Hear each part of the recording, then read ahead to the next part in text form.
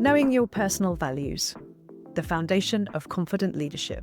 This is what we'll be talking about today on How to Lead, the podcast for CEOs, founders, and leaders who want to find that perfect balance of empathy and authority.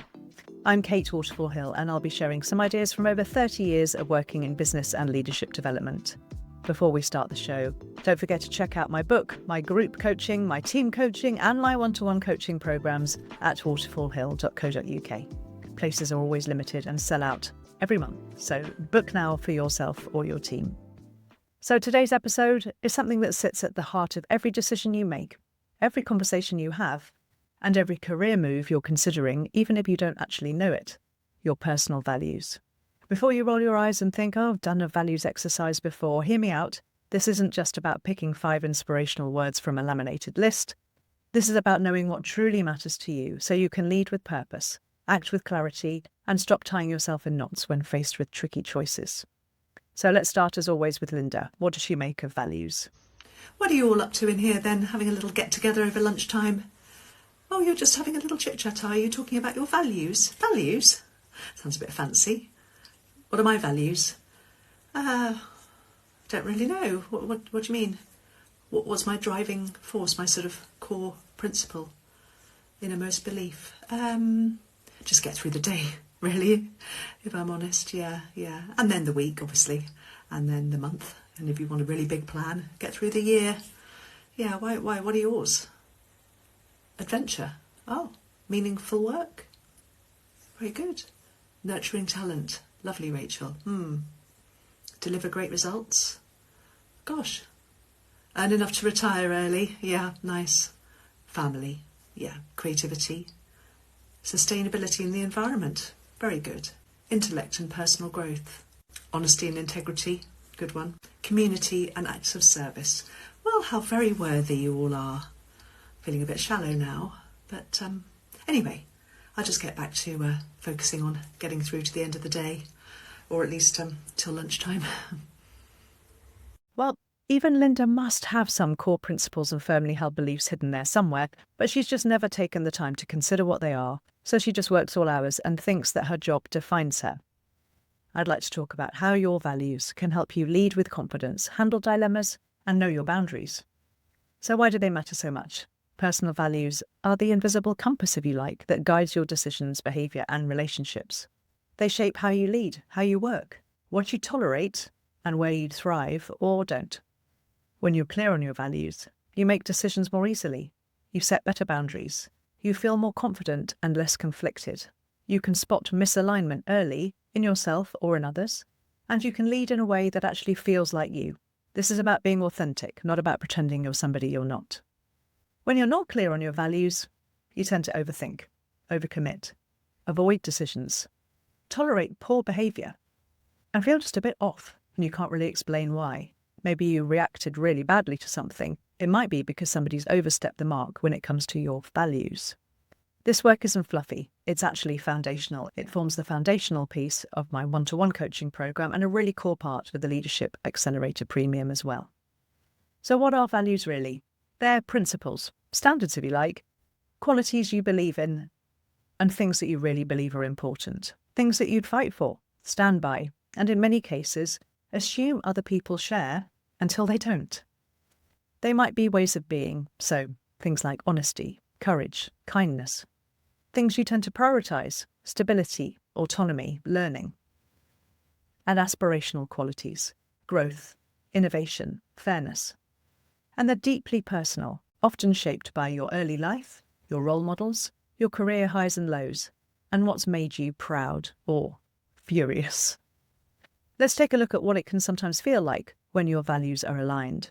Think back to a moment when you felt really proud, energised, fulfilled, like you were doing your best work, being your best self.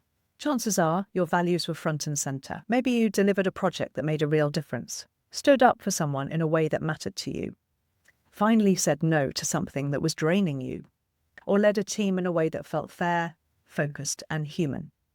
That sense of satisfaction, it wasn't random. It was your values being honoured. What about when it's the other way around, when it feels like your values are out of sync? Perhaps you had that feeling when you're irritated and you don't know why. Or you feel resentful, demotivated or flat, even though everything looks fine on paper. It's often values misalignment. You might be working in a culture that prizes competition, but you value collaboration. Maybe you've been asked to fudge some results when you value integrity. Maybe you keep saying yes when what you need is space. Misalignment doesn't always mean something is wrong. It just means something's not right for you. So let's have a look at how we identify our values. You don't need a survey or a 400-question quiz. Just start with pen and paper and reflect on the following. When were you at your best? Think of times you felt proud, fulfilled, energized. What were you doing? How were you behaving? What mattered in that moment? Write down some keywords that describe the feeling and the situation. Then have a think about what you would protect at all costs. What values are so important to you that you'd walk away if they were compromised? Maybe have a think about what makes you angry. Often our strongest values show up through frustration. If someone behaves in a way that offends or unsettles you, what value might they be trampling on? And then ask for feedback. Send a message to a few trusted friends or colleagues. I'm doing some work on my personal values. Could you send me a few words you'd use to describe me? Positive or not, I'm looking for honesty. And then have a look at all the information you gather. Look for themes. Are people reflecting back kindness, honesty, ambition, creativity? What resonates the most? Which of the words you've gathered makes you smile, makes you feel good inside? And then do some more reflection. You'll probably have a long list of words. Now it's time to whittle them down. Highlight the ones that feel most true. Put them in pairs and choose the stronger one if that helps. See if you can get down to maybe 5 or 6 core values that really feel essential. These are the ones that drive your behaviour, shape your decisions, and help you feel truly like yourself. So sometimes things get uncomfortable, maybe when your behaviour isn't matching your values, but it is quite useful still. Take a look at your values and ask, am I living them? So some examples might be, you value honesty, but you've been avoiding difficult conversations. You value family, but your work hours keep spilling into the weekend. You value health, but you haven't moved your body in weeks. You value fairness, but you let a colleague be spoken over in that meeting and didn't speak up. This isn't about guilt, it's about realignment. If there's a gap between what you value and what you actually do, it's worth asking, what's getting in the way? What would living this value look like this week? Or what's one small way I can close the gap? Perhaps that value isn't yours after all. Maybe it was an aspirational one that you chose because it sounded nice, but actually it's not truly the way you are. Values guide your ways of behaving even when nobody's looking. And then another way of having misalignment with your values is when other people go against them. Sometimes it's not you, it's them. You might feel uncomfortable or even angry around certain people or environments and not really be able to put your finger on why. Often, somebody else might be acting in a way that goes against your values. So again, have a think about some examples here. You value kindness and a colleague regularly belittles others. You value transparency and the leadership team keeps decisions behind closed doors. You value calm and your manager thrives on chaos. Again, this isn't always a cause for conflict, but it is a cause for curiosity. So you could ask yourself, can I tolerate this? Can I challenge or influence it? If not, is it the time to move on? You don't have to fix everything, but you do need to notice what's costing you. And knowing your values can often give you the language to use when you want to talk to somebody else who doesn't align with your values. It can give you a way of explaining why you behave like you do and why you find their behaviour unsettling for whatever reason. Now, what happens if your values change? And they will. That's the point. You're not the same person you were 25 years ago. That is assuming you're over 25 now. Life, leadership, family, grief, success, failure, they all change us. That's why it's worth revisiting your values every so often and asking, what matters now, what's fallen away, and what needs protecting. Values aren't static, they evolve, and staying in tune with them helps you lead in a way that feels real, not rigid. One of my coaching clients, a founder of a growing tech firm, came to me feeling low-level discontent.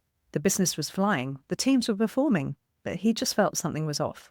And through our work, we discovered that one of his core values, creativity, had all but vanished from his day-to-day role. He was now buried in logistics, finance, and investor presentations. He wasn't failing, he just didn't feel fulfilled particularly.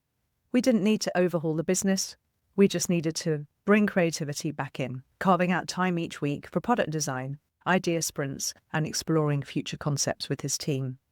And when he couldn't do that, he could still do creative work outside work. That's one small shift, but a huge impact. And that's the sort of thing that knowing your values can really help you unlock. So what can you do this week? If you want to explore this further, here's what I'd suggest. First of all, reflect on your best and worst work moments. What values were being honoured or ignored? Then ask trusted people how they describe you. Then look for themes. List your top 10 value words. Then, if you can, cut them down to about 5. Then spot check. Are you living those values today? If not, what's getting in the way? And then choose one value to focus on this week. Write it down, act on it, reflect. Knowing your personal values isn't about branding yourself. It's about building a compass, one that helps you lead with clarity and conviction. Because when you know your values, you spend less time second-guessing. You make decisions faster. You recover quicker from setbacks. You lead more authentically. And you stop trying to be everything to everyone. You don't have to be perfect, just honest. Start there, and your leadership will follow. That's all for today's episode of How to Lead. Until next time, the best way to avoid being a Linda is to lead with clarity, care, and curiosity. If you've enjoyed this episode, do follow for more leadership insights. And if you'd like my personal support, take a look at my website, waterfallhill.co.uk. You'll find more information about all my coaching programs and my book. There's never a better time to take your professional development seriously than right now. I'd be delighted if you could leave a review and share with your fellow leaders to help spread the word. It really does make a difference. The best leaders are clear on their vision, care about their people, and approach interactions with curiosity, not judgment. Thanks for listening.